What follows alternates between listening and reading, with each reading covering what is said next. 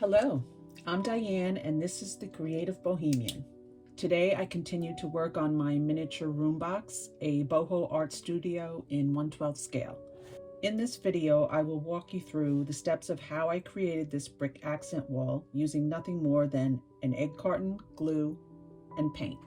Okay, I have gone ahead and as you can see I started working on the wall with my pre-painted pieces. I cut them to 1/8 by 1/2 inch. I do not know if that's actually the scale of bricks, but I wanted the bricks, I wanted my bricks quite small so that they weren't so in your face. That was my choice. I mean, if you're doing brick, you might want to do it the exact scale that they're supposed to be. Now, I have a dilemma right now because this is a very tedious job doing it this way. I know that, and I have done it this way before, but I'm thinking maybe I should do it only as a half a wall rather than the whole wall, because I am going to be hanging a lot of art. I'm going to fill up this wall with gallery art, and I'm wondering if it would be much easier to hang everything if there wasn't brick behind it and it was a smooth wall. It's just a matter of thinking about what else would I put here. On my side walls, I have that teal color, and I could put that teal color up here too, but I haven't decided. And the other thing that have decided is that I remember I have the stone patio, or I have the patio, and I am going to do, well, what I'm trying to say is I've decided that I want my art studio to be at the beach. So instead of a stone patio, I am going to be making a deck and actually have a little bit of sand here and there on it as if we just came up off the beach. Because in real life, if I was to choose any place in the world that I would want my studio, it would be at the beach. I put this as my base border. I'm going to repeat this vertical line over here and stop the brick. I mean, I made enough brick probably to do the whole wall, but I really don't think that's going to look good. So I'm going to repeat this up here and stop the wall there. Now, the thing about using the egg carton technique is that cutting these this small, they tend to peel because actually the cardboard is just layers of paper bonded together. And when they get wet from the tacky glue, they tend to peel off sometimes the top where I painted it. So I kept having to re-glue the top colored painted part back onto the bottom part. And that was a little annoying and very fiddly. But I still like the way it looks because it does look like brick. I'm going to go over this also, and I'm going to highlight some of the bricks as different colors because they're all one color right now. And I will do that after I finish and everything dries. So here we go. I try to use as little glue as I can and try not to get my hands too much full of glue, because that is one of the reasons that the tops were coming up, is my fingers would be full of glue and they would literally pull up the top layer of the egg carton. So some of the squares, because egg carton is in some places curved, so some of them I have to hold down a little bit more than others because there's a slight curve or a bump. But I kind of like that in the end product, because some bricks on an old brick wall, some of the bricks are all malformed. So I'm happy to achieve that. Like this one right here, it's a little bit more bumpy, but I like that look.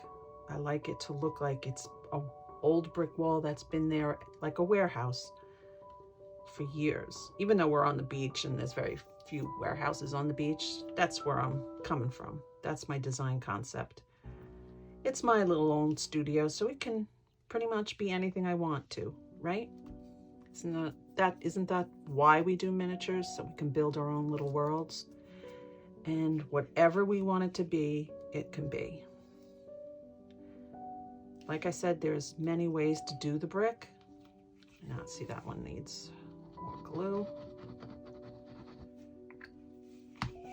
And as you see how that came up? Now I'll just put down the bottom again, flatten that out, and then put this back on top. I could have carved this into paper clay or carved it into foam. I see that done a lot and with really good success. And I have done it in the foam, stone carved into foam, and I have done carved into paper clay. I'll show you right above me. You'll see images of past stone and brickwork I've done.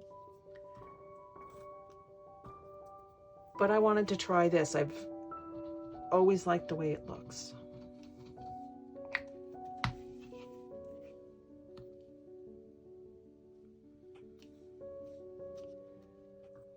Now I'm going to finish this up, and so here we go.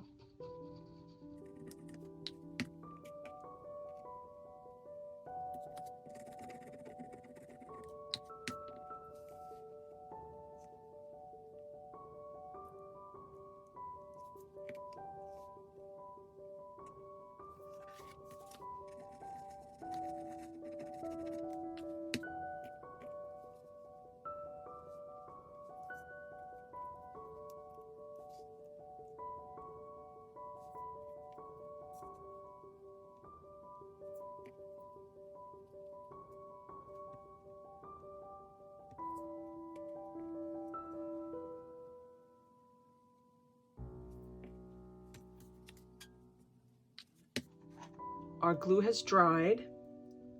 I have put a layer of Mod Podge matte medium on top of it to seal it, so none of those brick tops could be lifted.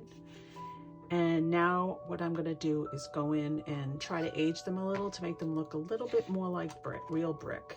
So what I have here is brown, gray, and white. Okay, so we're going to dry brush a little bit of color onto each one. And because I don't want to get it into the gray where it's supposed to be the mortar, I'm going to be a little more careful than usual.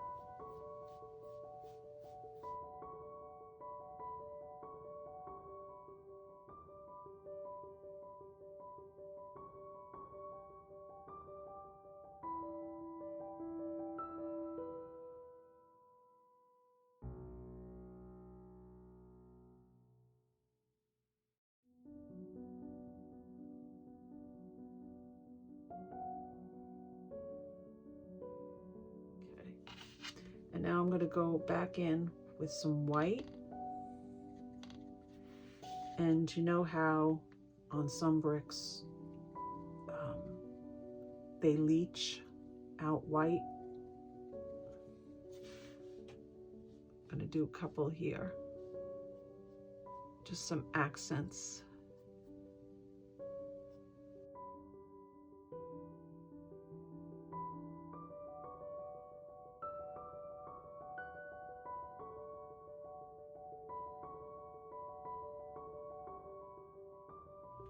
think the highlights of white give them just a little bit more life and dimension.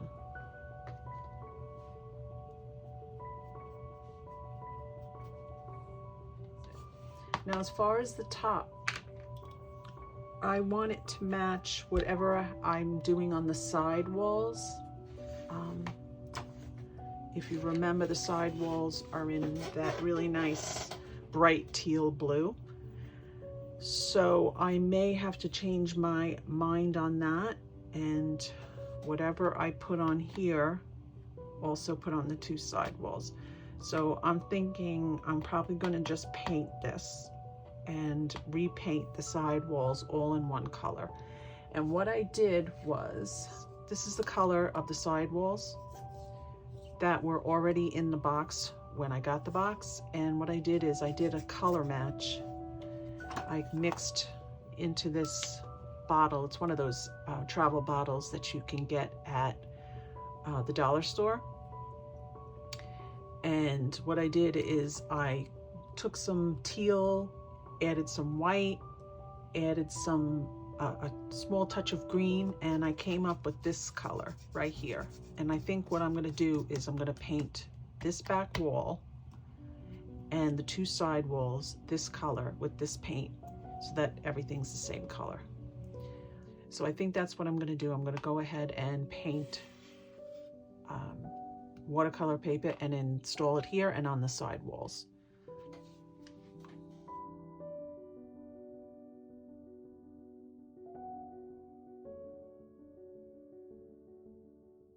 Going to have a wall unit here. We're going to have gallery of photos, sofa here. Up at the top, I actually have this trim that's going to go at the top. And where's my top of my wall? It's over here. So it's going to be up this far. And this is one of those trims that comes with a dollhouse kit. And I've had it for years, and it's just one of those things that I never put in a dollhouse. I always do more refined moldings in a dollhouse, but I still like it. I found it in the drawer, and I realized it had a very Middle Eastern cut to it, design to it. So what I think I'm going to do is paint it, do some hand painted work on it as if it was taken perhaps from like a Moroccan bazaar and brought home and installed, because I don't have enough to do the side. So it's going to be like just the back wall. It's going to, just like this, it's going to be a centerpiece. So here's the final result. I really like it. I like the contrast between the blue, the red, and the yellow. And without even thinking about it, those are the primary colors in any color palette. So it kind of worked out. And I think the brick looks really fantastic. I was very happy with it.